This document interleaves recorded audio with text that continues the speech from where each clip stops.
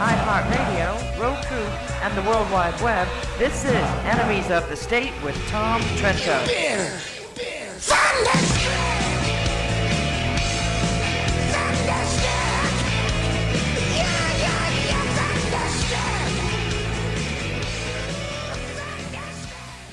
All right, I got two words for everybody today on the 19th of May, 2015. Tom Trento, your host, Enemies of the State. Thank you all for tuning in on your automobile radios, on your Walkmans. Walkmans? Anybody know what a Walkman is? I remember what a Walkman is. Yeah. What came before the Walkman? Did the boombox come before or after the Walkman? Before. Before, okay. Hey, you 30-somethings in there. Excuse me. You 40-somethings in there. Hi, everybody. We got a fascinating day today. The operative two words today, Bosch Fawstin. Bosch Fawstin. Let's take a wild guess what a Bosch Fawstin is. It's Bosch. Yeah, Bosch, it's the same thing. We'll ask him. It's a spark plug company. Anybody know what a Bosch Fawstin is? I do. No, that's cheating. Anybody out there in radio land or TV land, you do know. Any sentient, we use that word on occasion here, any person that has blood still flowing through their veins, air going through their lungs, and even Democrats with maybe something going on in their brain, they know about something Bosch Fawstin was involved in. They know it very, very clearly. They may not connect the name with the event, but they will after today's show. Bosch Fawstin was the award-winning artist on May 3rd, 2015 over in Garland, Texas, who won the award for the best cartoon, the best drawing, the best piece of art exhibited at the Curtis Culwell Convention Center in Garland, Texas. We were there. We were live streaming it. We were involved in all of this. We knew quite a bit about Bosch Fawstin for a long time, but we met him personally, our team. We had 5 people from the United West there. He is our exclusive guest today for the whole hour. We have a lot to discuss with him. We're going to find out who he is, you know, what he does, why he does what he does, why he was in Garland, and what views this artist / cartoonist / illustrator, you'll learn about that in a little bit, what his views are in terms of dealing with Islamic jihad, the system of Islam today, and how the West can defeat Islam. We're going to talk about those things. And I don't know, it may not be too newsworthy, Islam nowadays. It's ironic. For many years since 9/11, actually me longer dealing with Islam, but since 9/11, Islam came up on the radar of the West. Up until that point, Muslims are, probably nice people. They're over there and they got some crazy habits and, who cares? We get our oil from them and we help them out here and there and, life goes on. Well, that's not the way it works in Islam. There is no over here or over there in Islam.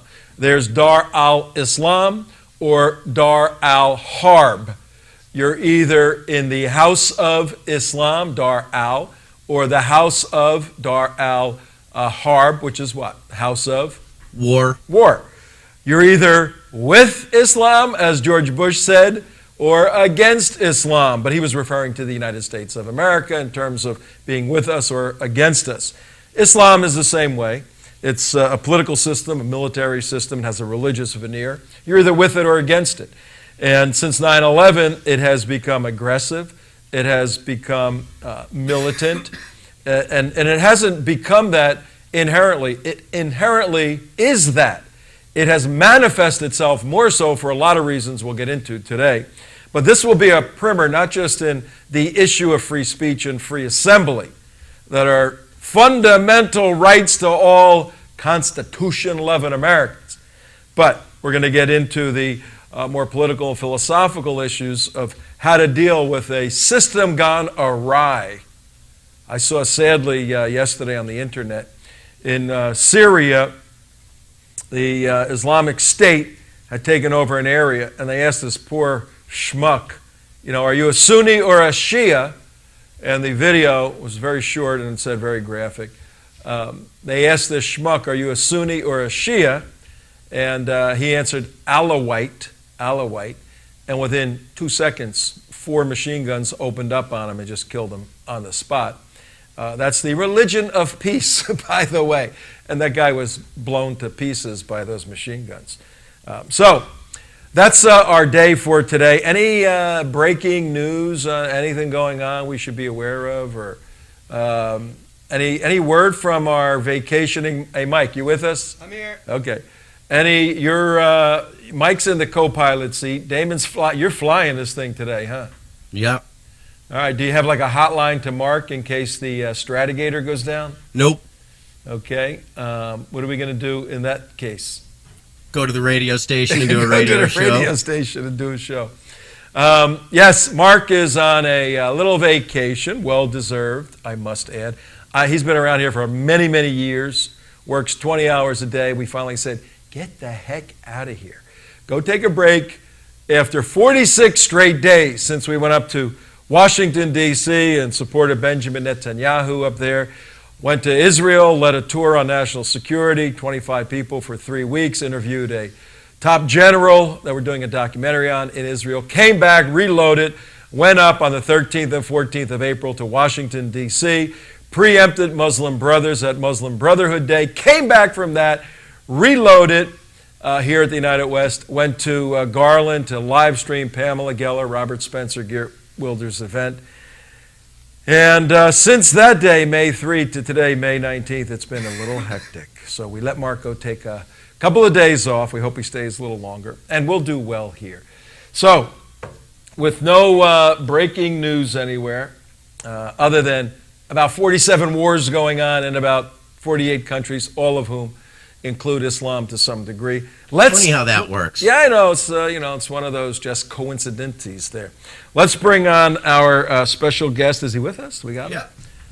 Yeah. Hey, Bosch. I'm going over to the Great Wall over here. We need at the outset. How you doing today? Very good. Thanks. Good. We need a correct pronunciation. Bosch or Bosch? Bosch. Bosch. Okay. Good to see you. We met a couple of weeks ago.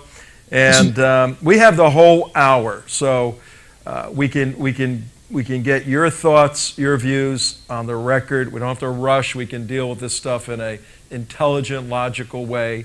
It's not a soundbite show. We're a little more contemplative, but we do a little bit of edutainment. We play around a little bit at times too to have some fun. So that's our style.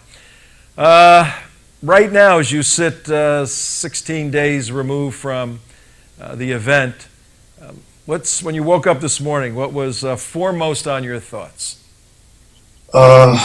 This show, I'm being on, actually, to be on your show this morning. Apart from that, the more philosophical concerns about the world in which we as I wake up every day, I check out the news, I see what's going on, Jihad Watch, Facebook and Twitter, what my followers are saying, and I get these thoughts and I send them out there. I tweet them about the jihad and in general. A little more, I think I've been post-Garland a little more aggressive in the social media push. I sent most of my most popular articles out there. I've been getting a little more, I guess, intense in the pushing of it, which has, I think, also in one detrimental way, got me away from my work, which I got to get back to. I've been getting back to it slowly but surely. I have the latest issue of The Infidel with the Pigman, my superhero, and I have yet to do. I just have to do color and letter, and then I'm going to release it next month. So a whole jumble of thoughts, and I think it was pretty intense the first week. Really intense. I got to say, it was almost a physical pressure. That I felt. Wasn't that hungry, didn't sleep that much because of the potential horror that could have happened. Yeah, and you as the winner were in the sights of the jihadis, obviously. Is that the first time you've come under attack to that significant degree? Yes, first time ever. I've gotten death threats over the years, but never as much as I've gotten post-Garland in the last 2 weeks, half a dozen death threats, but never at a place where there was an actual possibility of having a massacre. That was absolutely new, and it was a strange night. In one way, it ended up pretty well. I mean, we had a great night there. We told the truth about Islam and jihad, and then two scumbags who followed the ideology came to murder us and died for it. So that's a good cap-off, let's say. People said, "Oh, they ruined your night." Not really. They died for it. So in that sense, it was a good ending to a great night. Yeah, and the fallout since that day for us too. We were live streaming the event. We interviewed you. We'll have a little piece of that. The fallout has been intense, to say the least. Speaking engagements. People want to know what happened, and I've essentially said that it was a watershed event in many respects. But this is the first time the Islamic State had insinuated an attack upon civilians with automatic weapons in the United States of America. I mean, it's a new world. It's a new world. And there's part of the display of their artwork. That's the jihadi artwork right there. That's right. All right. Well, let's let our desire is to take this moment, this historic moment, and have folks get to know you a little better, get to know your work better, because you operate in a genre that is extremely effective. More so than many of the talking heads on TV, and I think people need to be exposed to your work more. So I think chronologically, if we go chronologically through your life, and where you came from, who you are, what you're doing, where you want to go, and build in your art and your talent along that chronology, people will get a good understanding of who Bosch Fawstin is. Sure. I was born and raised to Albanian Muslim parents in the Bronx, New York. We were considered quote-unquote moderate Muslims, even though, as I often say, the Jew hatred, the misogyny was immoderate. Women were beaten in my family regularly. Jews were hated. The other was hated in general, meaning everyone outside the house, but Jews in particular. And that's why there was an admiration for Hitler in my household, in my further family, because he killed more Jews than anyone. And I made this one cartoon, Islam's favorite infidel, and that's Hitler. And he had a book, My Struggle, and jihad technically means struggle. That's why it's a bestseller in the Middle East. My jihad, Hitler's Mein Kampf. And I went to mosque once, twice a year, to a Brooklyn mosque. We went out of town. Didn't go often. We're not that devout. Again, we didn't eat pork, but there was that poison that still affected us in detrimental ways, especially as Americans. We went to mosque, and we had an Arab imam there who spoke in Arabic. We didn't understand a word he said, so we followed his movements to do the shahada and go pray and make the moves. And some of my cousins didn't take it seriously. They used to fart in the room, which really pissed off the imam. And I used to hate that because I thought it was a serious thing. I look back on it now and I say they gave it the respect it deserved, but I didn't know it at the time. And so I started to draw kindergarten, first grade, second grade, and even at that time I knew I was pretty good. I started to win little awards here and there. I wasn't encouraged by my family at all. It was like an independent thing that I just took on myself to just do, and I kept doing it for years. And I always won contests in elementary school, middle school, high school. And then basically I phased out of Islam. It was not a hard break. I didn't have one moment where I said, that's it, I'm out of here. I started thinking about morality, started thinking about God, started thinking about life, and I phased out of it.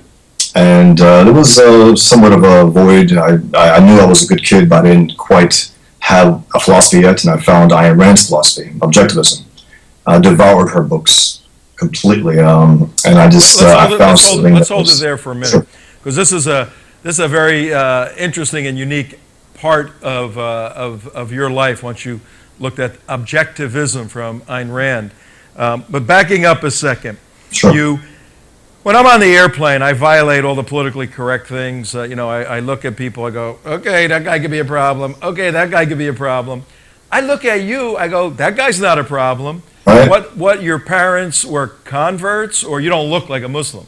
Well, they were converted. Albania was converted by the Turks 500 years ago.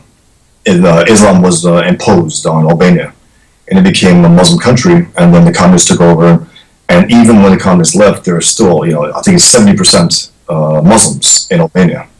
However much they practice, I don't know. But yeah, that's the thing about it's ideology. It's not race. Blonde hair, blue-eyed Muslims, all across Europe, all across the board, and it's just that's why when people see me, I think they like to forget the fact that I have a Muslim background, because it completely destroys their idea that it's about race. And I'm not here to remind them, in a certain way, but my being reminds them. Say, wait a minute, that guy was Muslim. How's that possible? Because it's about ideology. And in my story, I play up on that, which I get to. So I got to Iran's philosophy, and 9/11 hit, and I completely put Islam behind me. I didn't want anything to do with it. 9/11 hits, and I studied it as if my life depended on it. I thought this was so crucial to find out what the hell this is about. Did those who flew the planes and the buildings, were they devout Muslims? Were they in sync with the ideology? And I found out that they were. So being a cartoonist, I'm not a soldier. I had no plans to go out there and kill the enemy directly. But I'm an artist, and I said I have to do something. I felt compelled to do something. So I wanted to make sure I knew exactly what we were facing before I even set pen to paper and started drawing. So I studied Islam for years, read the Quran twice, read every book I can get my hands on, from jihad and Islam, and even books on violence in general, and what leads to that. And then I started thinking about superheroes. Who would be the perfect symbol to fight this jihad? And I was an unknown cartoonist at the time. I started thinking about Captain America. Captain America fought Nazis. He fought our enemies of World War II. He fought the Japanese. And there was no apology about it. He just fought them and called them called it Nazis ratsies. And so I thought, is there a possibility for me to possibly, get Marvel to have Captain America take on jihad? And then it hit me. It's impossible. They would never allow Captain America to say and do what would have to be said and done about this enemy. So then I stepped back and said, okay, let me start from scratch. My background, what was it about? What is the last thing jihadists would want to face in their caves in the world? And I said, well, the pig was considered a vile creature growing up. My mom found it, disgusting. There was always talk about it. It's a filthy, filthy creature. And I said, well, how about if I create a character called Pigman and dress him up in pigskin leather, as I put it, to exploit the enemy's bigotry. And that's the last thing they would want to face. Is he's an ex-Muslim. He's a big guy. He speaks the enemy's language, literally. He speaks Arabic. And he's American. And he was there on 9/11, saw the horror. He was writing against jihad for years. His name is Frank Warner, Pigman's secret identity. And then after 9/11, after he saw the horror, he figured, I have to do something about this, especially when he saw George Bush say, Islam is peace, in a mosque flanked by two members of CARE. And that's when he started taking on. And then I thought about the character Pigman. I said, okay, I love superhero comics, but I wanted to go a little deeper, a little further. Hang on right there for a second. I got to do a couple things here. It's 4:24 after the hour. 4:24 on Tuesday, the 19th of May, 2015. Tom Trento, your host, Enemies of the State. We're on WSBR Radio, 740 AM out of Boca Raton, Florida, from Miami up to Palm Beach. We're also on WHFS 1010 in Tampa Bay. That's the commercial radio side. No commercials. We're not on blog radio. We're on commercial radio. We are going into some other stations in the near future around June 1st. And we're on internet TV, several different places if you have DirecTV. Well, you know what? It may be a problem there. We were on DirecTV through their YouTube channel, but I think they're in conflict with YouTube right now. We're at theunitedwest.org. We are on teapartycommunity.com. Pieces of the show go on Breitbart TV. You can find us anywhere. Today our special guest, Bosch Fawstin, who is a writer, author, and who won the award at the inaugural Muhammad Art Exhibit. It wasn't a draw cartoon contest. It was a Muhammad Art Exhibit.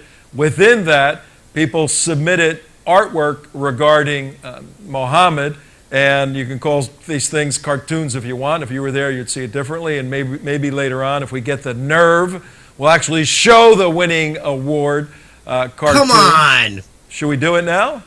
I don't know. Are you kidding? It's a controversial picture he drew. Is it okay if we show it? Please. All right, now we checked with security, we checked with everybody. We don't want to violate anybody's, sensibilities. So here is the award-winning picture that Bosch Fawstin drew. There it is, ladies and gentlemen. That's different. That's Wait not a it? second. You didn't That do was that? Mickey Mouse. I was offended. Oh. Wait a second. Hold on. I thought he drew that one. Okay. There we go. Oh, there we go. And this, for the radio listening, whoa, where'd that go? All right, well, for For the the radio listening audience, that was the winning picture. It is a man that looks clearly Arab, supposed to be Muhammad, and it's saying, "You can't draw me." And the illustrated hand is saying, "That is why I must." it is. Can we get it back up? Did you drop it on the let floor? me pull it up on another computer. That computer just All right, died down in a on minute. me for some reason. I want to show, we have an audience, Bosch, that cycles in on the radio side about every 20 minutes. So I want to make sure we're discussing the award-winning draw. Sure. Do you call it a cartoon? What is a cartoon versus a piece of art? Well, I'm a cartoonist. That's my main work, and it's done in pen and ink with word balloons. So it is a cartoon. It's pretty illustrative though. It's pretty. I use a brush to ink with my India ink, so it looks a little more illustrative. But it's a cartoon. Okay. It's a cartoon. Now, when you were, as we're progressing through your life, born into an Islamic family, a moderate family, but you still got a deep dive into the ideology. Yeah. You're involved, now you're rethinking things, you move toward objectivism. Give us a quick definition of Ayn Rand's objectivism.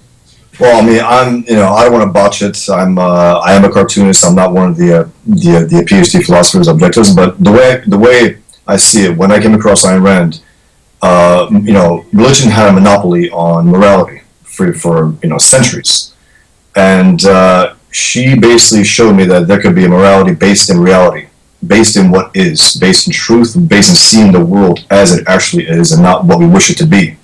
And that to me was a revelation. It was huge. And also, on top of that, the fact that she was a woman.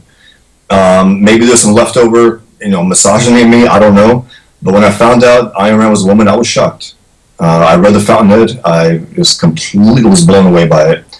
And when I found out it was a woman, because at first I thought it was Ian Rand, like Ian Fleming.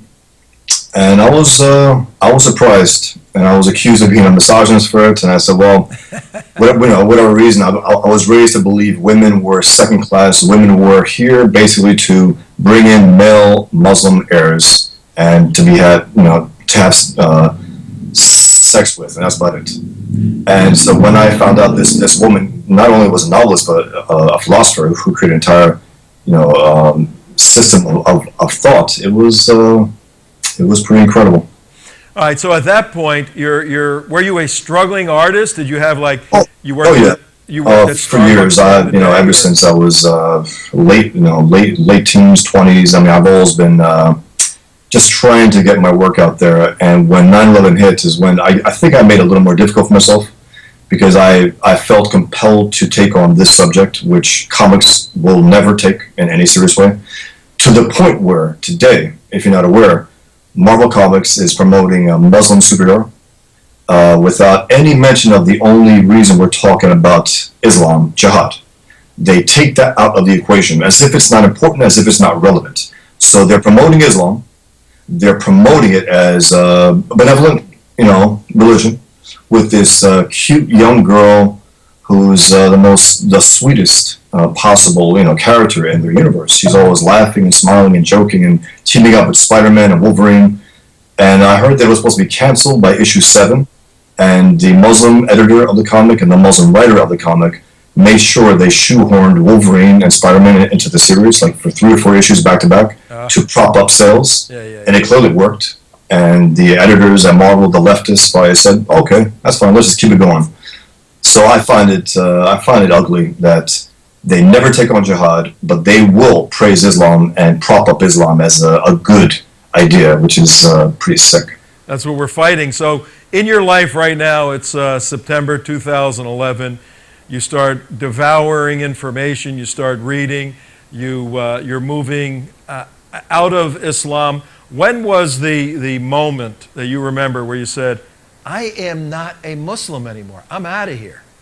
Mid to late teens, I think my mid-teens, and that was it.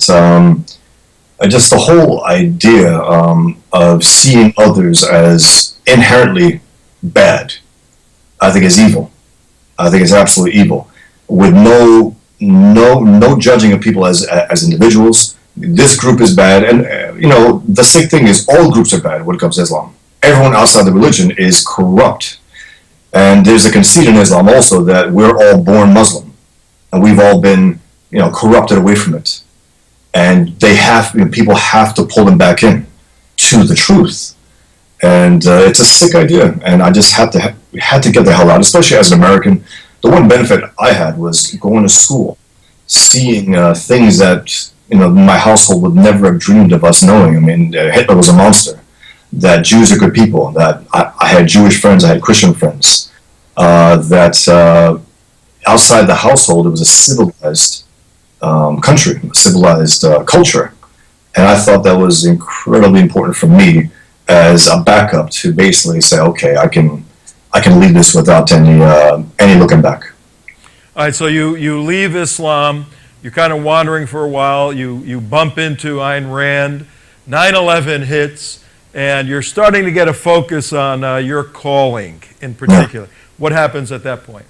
At that point, I just decided, okay, I'm going to, I didn't think of it at the time, but in a way weaponize my art against this horror, against this grand evil that forced fellow Americans to go at the edge of a skyscraper and look back and see the fire and see the ground and say, okay, I'm going to choose this way to die. And I resent when people say that they committed suicide, because what the hell choice did they have? They had no choice at all. They said, I'm going to burn to death or I'm going to jump right now. And seeing that, it's unforgettable. It is a thing that we shouldn't see. That should never have happened. And it did happen. And we're pretending it didn't happen in a lot of ways. And I said, I'm going to have to respond to that with the best way I know how, through my art. I want to have a symbol, a figure to take out this enemy, to ruthlessly do to them what needs to be done. And that's, as I said, when I decided to do the comic book, I thought of Pigman as a symbol. But then I started to step back and say, okay, I love the idea of comic books and superheroes, but I want to step back and talk a little more about our culture and our political correctness, which has basically fused into Islamic correctness, where not only is Islam not to be criticized, it's to be praised as peaceful, as the most peaceful thing on earth. And it's not just dishonest, it's unjust beyond belief that this evil, violent ideology is being praised as peaceful. Because if Islam's peaceful, what the hell is peaceful? So I started thinking about the idea of our culture and the kind of person, which is me, but the kind of person in my comic that will create Pigman. So I split myself into in an additional aspect of the story. So, okay, what if I, post 9/11, submitted to Islam? What if I became a born-again Muslim? What would that look like? A devout, serious Muslim. And what if another part of me completely opposed it and created the Pigman character? So I created twin brothers in their Albanian Muslim background. As if, my worst self and my best self, and to battle it out. And in the Pigman world, it's amplified. It's like it's a super echo of the main brother story with Pigman versus Super Jihad. So you got Killian Duke, the one brother, and Salam Duka. His name is a little more Albanian, and they have an escalating battle throughout the entire series until it gets to the point where it will have to get, which I don't want reveal, but right. Knowing what Islam is it's going to inevitably go to a certain way. And it'll be 6 issues. The 3rd issue will be out next month. And it's something that has been very difficult to get out there. I could not find a publisher. Anyone who came close, like editors and agents came up and said, well, I like it, but they were basically, they cited Muslim reprisal as the reason to pull out. So I've had to self-publish it. And fortunately for me, the biggest digital comic book reading app in the world, Comixology, picked it up a few years ago. So they have it on their app, and Marvel's on there, and DC's on there, the biggest comics are on there, which is great. So I have an opportunity to get to readers. And so yeah, that aspect of the story, I love it because it takes on my background in a pretty intimate way, and this dark mirror of what could have been. All right, if somebody wants to they go back to that edition number 1. Sure, it's no, I mean for Damon in the studio. Put the picture back up. For the viewing audience right now, 37 minutes after 4 on the 19th of May, 2015, Tom Trento.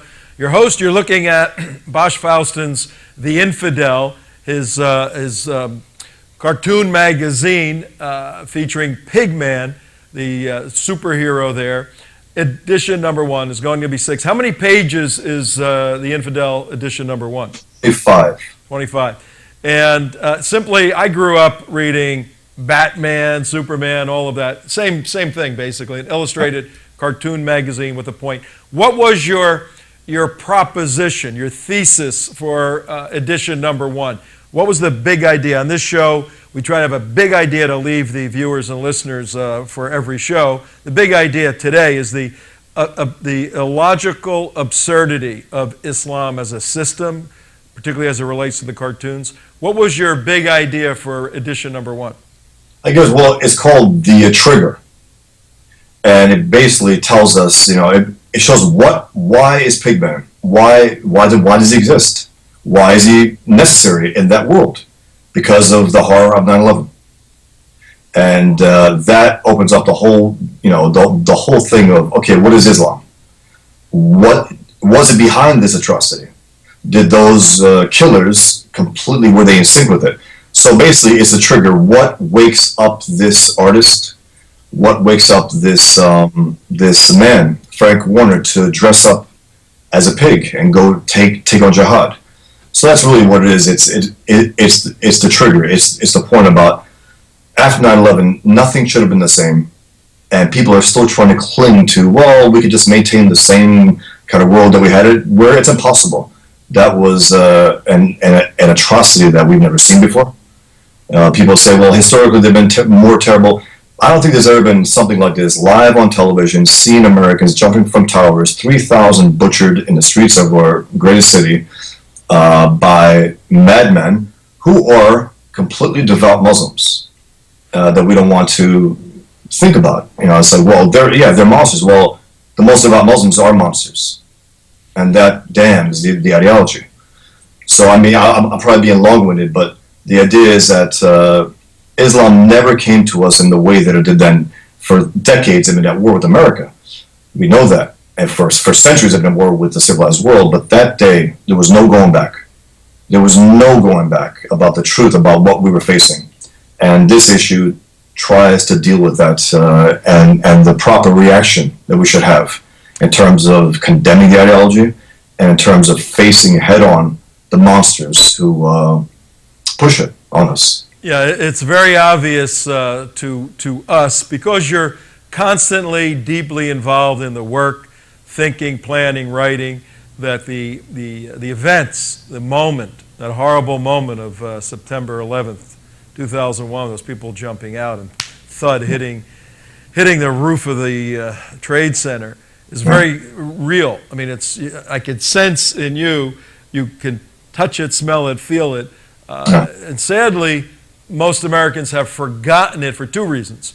It's a horrendous experience nobody wants to know, and your body kind of forces you to get away from that. But number two, the propaganda machine or the military machine of Islam has done a phenomenal job at frightening Americans to live very encased lives and not reach out to argue about this ideology. God knows if there were only 4 Muslims in the world and this was their ideology, we would crush it in a second and not even think twice about it. But because there's a lot of Muslims, it changes the inherent actuality of the ideology for most people. Not us, obviously, but for most people. So that's the dilemma, to put those two pieces together. It's not easy. It's There's very, the winning difficult picture work. again. So, Damon, you had a question? No, I just wanted to say that we do have that winning picture back. I lost a computer earlier. I appreciate it, guys. Thanks for showing it. Walk us through this, because this is, you won $12,500 for throwing some ink on a piece of paper. What was the inspiration behind that? I draw Muhammad for years. I drew him after more or less after the Danish cartoonists were threatened, and then after Charlie Hebdo. Almost every atrocity, I just draw Muhammad, almost for the mental health of it, just to say I can do it. I'm an American. I'm free. And then when the award was announced, when the contest was announced, I said, well, I have to take part in this. I've been drawing for years, so I said, let me try something different. I have maybe 24 drawings of Muhammad out there. So I started drawing him, and I said, wait a minute, how about if I have him threatening me directly? And me just simply saying, him challenging me, you can't draw me, and me saying, that's why I draw you. Nobody's going to tell a free American what they can or can't do. Nobody should tell anyone what they can or can't do, especially a long-dead warlord for the ideology that's currently at war with us. So I wanted to try to be as simple and direct as possible about the issue at hand. I never set out to draw Muhammad. I don't give a damn to draw Muhammad. But when Muslims tell us that we, quote unquote, cannot draw Muhammad, we naturally have to draw Muhammad. And if we can't draw, we share drawings of Muhammad. As a free people, again, the whole context, we're at war. We're being killed every single day. That's the purpose of this enemy. We can't submit to their norms. That's your panel. It's a one-panel cartoon. I want you to tell me what the third panel would say if the second panel has Muhammad answering you, saying, that's why I shoot you. Yeah. What's the third panel say? Well, I'd be off with the head. They are out to kill us. I mean, you were there that night. They came to butcher us because, from their perspective, we mocked the religion.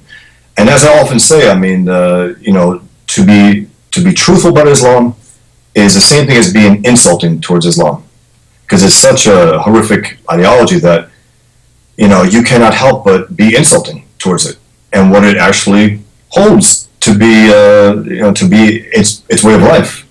And that's why the only thing we're allowed to say is Islam means peace, the ultimate big lie of our time. I call it the anti-reality check of our time. There's also something that I wrote. I said, since the truth about Islam damns Islam, Muslims made up the big lie, Islam means peace, and let the West desire to believe it, do the rest. They're counting on us to prop up their lie. And they're sitting back. They don't even have to say it as much as they used to, because we're saying it. Because we're in absolute denial. We had on our show the Friday after we all got back, which would have been the 5th or 6th, whatever it was.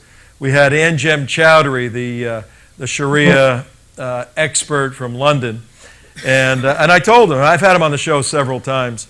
I told him that we were there, we were live streaming it, and I said, what is the Sharia? What is the rule, Anjem? I mean, here we're in America. We're in Texas, a freedom-loving state.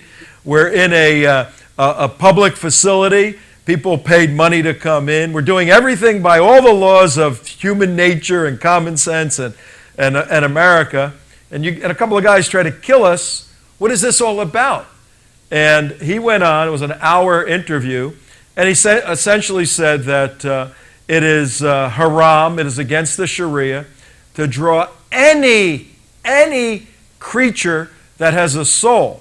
And he explained to us that if it has a soul, then you're assuming you know more than Allah does about how to configure that creature. Animals, birds, snakes, anything. Nothing can be drawn. I said, what do you draw? We can draw mountains and sunsets, but we can't draw anything with a soul. Then we moved into the prophets, and he included Jesus and Moses. Can't draw them. Can't draw them. And we said, suppose, and you certainly can't draw Muhammad. We said, suppose you you draw a very nice picture of a Muhammad. Nope, not allowed. Right. And, went through the whole thing. I said, Anjem, we have a First Amendment that allows that, and you're drawing a big red line halfway through. You're telling us in America, don't step over that. Don't exercise the full-throated value of your First Amendment. Otherwise, we're going to kill you. And he said, yeah, that's the way it is. And the thing is, that's how it is for him, and for Islam, and for Muslims. But they're trying to make it our way of life, and that's the big problem. They can never draw Muhammad. Fine, go for it. Don't draw him. So what? You don't want to draw something? Fine. But it's the imposition. It's the fact that we have to abide by their laws, which is the hostile nature of Islam, and it has to control everything, even things that are outside of its control. And that's unacceptable. Especially, this is the last bastion of freedom. I mean, we have the First Amendment. No country has that. This is ours to defend. And the way we defend it is especially when it's under siege, to draw Muhammad as many times as it possibly can. And I hope they have more of these events.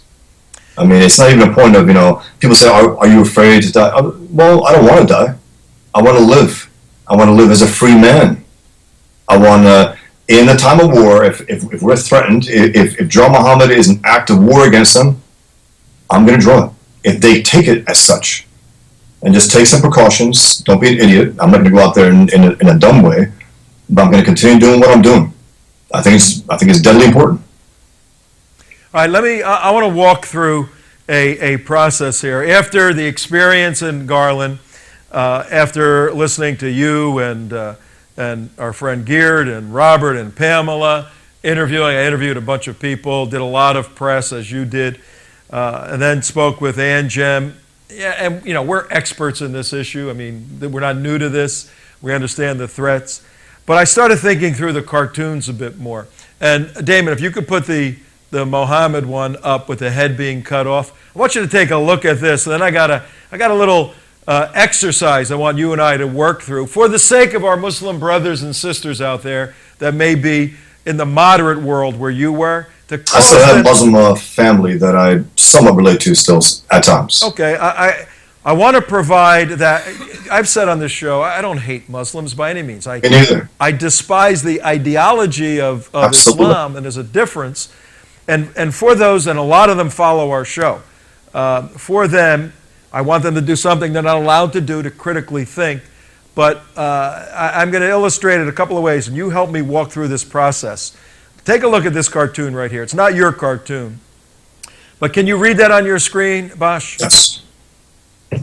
Yeah, but it's Muhammad Ali, yes.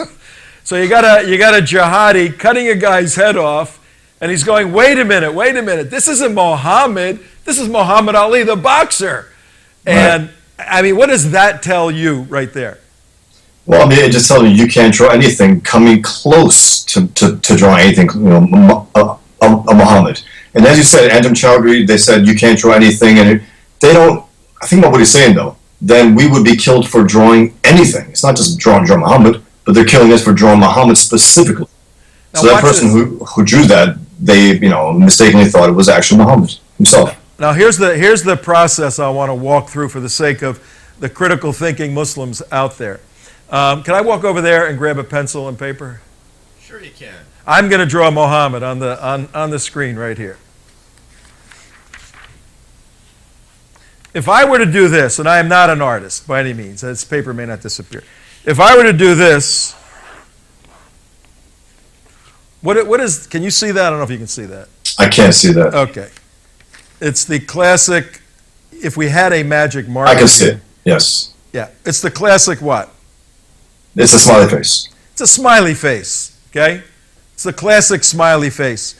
If I were to draw that and I submitted this to the contest and said that's Muhammad, does that make that thing Muhammad for Muslims? Sure.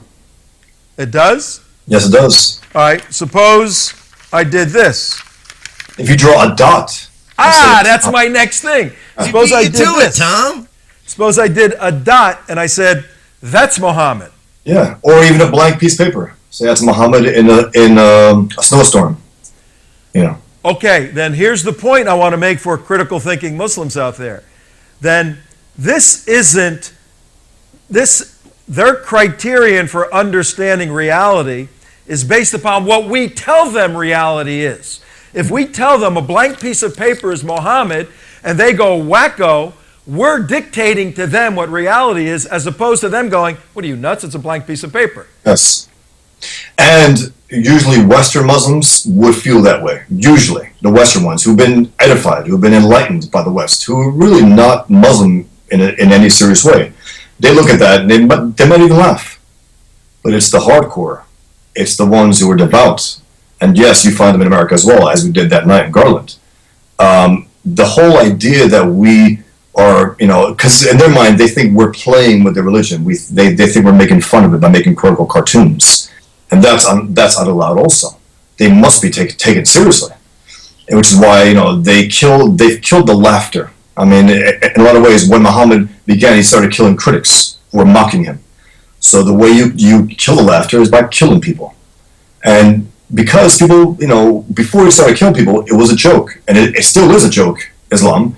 But if you start killing people, it becomes a dangerous thing that you shouldn't do.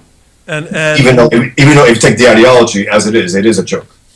Ironically, the little piece of material I grabbed to illustrate the absurdity of us dictating to a Muslim who Muhammad is says this on this side. Somebody sent us that, and we thought it was pretty good. If this is the situation at 52 minutes after the hour, we just have a few minutes left, we're going to have you back because this is fascinating. If this is the situation, I noticed you've used a word that we use constantly. You haven't used the word radical Muslim. You've been using devout Muslim. I'm a born-again Christian. I'm one of those guys. And in my life, as I got more interested in following Jesus Christ, I became more interested in studying the scriptures. I became more interested in emulating my life. I became more devoted, a more devout Christian. Nobody calls me a radical Christian. I'm a devout Christian. Is it not true in Islam, you as a former Muslim, the more interested in your faith, the more devout you become? Absolutely right. I mean, Muhammad Atta was as devout as you can get. He flew that plane there because he believed he was flying into paradise. People who said it has nothing to do with faith, first of all, BS, but also, why the hell would he fly a plane into a building? For what reason? It was an act of faith. He needed to do it in order to get to paradise as far as he was concerned. So this I have an essay called Calling Islam Islam. Also, it's the same one retitled No More Islam Misnomers. I said, name the enemy, do not rename the enemy. And that's what we've been doing since 9/11, and we're still doing it to this day. People I admire are still doing it, and I get pissed off about it because it really gets away from the point of the actual ideology as it is, and as these followers, as they actually act in its name. Islam means submission. Submission means give it all up for what is in that text, what is in the Quran. When the Quran tells Muslims, kill the infidels where you find them, they have no right to deny that. They have to act on it. Good that they don't, for all of us. That many of them don't. But the fact is, they have no argument against it, why they shouldn't. Allah's telling them to do it. Who the hell are they to deny Allah what he wants, what he wishes? So the fact that there are, quote-unquote, moderate Muslims who don't act on it, good for us. But they have no argument as to why not to, if they're going to, remain Muslim. All right, against that background, we got a couple of minutes left. Take a minute or so to share what you would want to share with our audience. And again, the show goes all over the place. Particularly Muslims. You've come through a Muslim background. You are where you are now. There are Western kids out there kind of like going, but you drew me. What do you want to share that can help them make intelligent decisions in the future? You mean with moderate Muslims, quote unquote, in America and whatnot? Yeah. Well, just read your Quran. Actually read your Quran. I don't know of any family member of mine who has actually read their Quran. They put it up on their shelf. It's in Arabic. They can't read Arabic. Read an English version of the Quran if you're an American Muslim. Look at it. Do you believe this? Is this what you actually believe? And if not, what are you going to do about it? read it. And if you want to live by it, then, you know, I'm not going to say people live by it, go kill people. But what I'm saying is that what you actually believe life to be? Is this what you think Islam is? Whatever you think Islam is, read the Quran. Find out what it actually is. Study Islam. Read all the scriptures. Read the hadith. Read everything that you can get your hands on if you want to call yourself a Muslim, honestly. Because the fact is, most Muslims in the West who read their Quran, actually read it and study it, I'm not sure most, but a lot of them leave. They say, in good conscience, I cannot remain a Muslim if this is what Islam is. If this is what is required of me as a Muslim, living in a civilized country, I want nothing to do with this. Ayaan Hirsi Ali, post 9/11, completely in good conscience, had to leave. She could not remain a Muslim. So read your Quran. Really understand what it is you claim to uphold, what you claim to adhere to, before you actually say, I am a Muslim. And we know, because of our experience, that some of them who do leave Islam then run into the tribal component of their family and the mosque, and it makes life difficult for them. But we have gone on the record here at the United West, Tom Trento, at theunitedwest.org. We will help any Muslim out there, and we've done it in the past. Take a look at Rifka Barry and others who want to leave Islam, go into Judaism, Christianity, atheism, objectivism. You want to get out, we will assist you in doing that. Bosch, if people want to get in touch with you, how could they do that? We're coming to the end of our show. So, my blog, fawstin.blogspot.com, at Twitter, at Bosch Fawstin on Twitter, Facebook, the social media sites, but fawstin.blogspot, that's my main place on the web. All right, hey, we thank you very much for taking the time with us today. We'll have to redo this, do edition number 2, and track your publications as they come out, and stay in touch. And if we could ever help you with anything, let us know. I appreciate it. Thank you so much for having me. You take care. Ladies and gentlemen, Bosch Fawstin. We got to know each other pretty well that night in Garland, Texas, under being involved in a terrorist attack kind of draws people together. Funny how that works. Yeah, it's funny how that works. But that was a very interesting interview and discussion.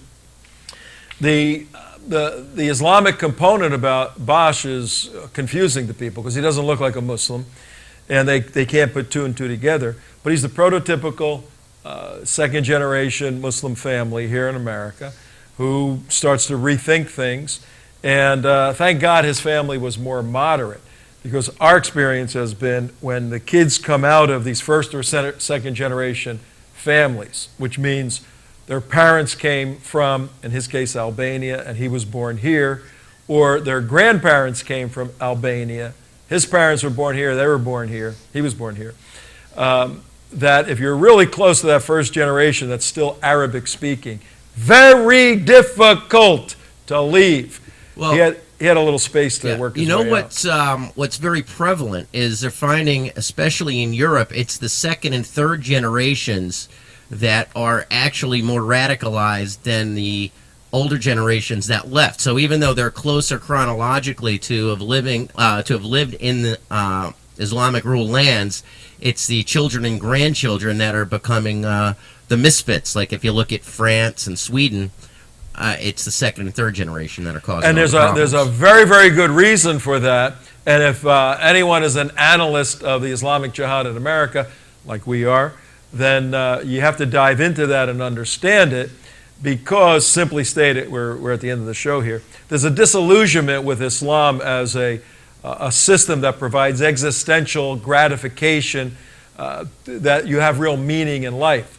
So by the time you roll through these 1 or 2 generations, you go, I ain't getting it. And then you see the victory dance by the Islamic State, and you go, that's the real answer, and you start gravitating toward jihad, which is why the fight is increasing and not decreasing.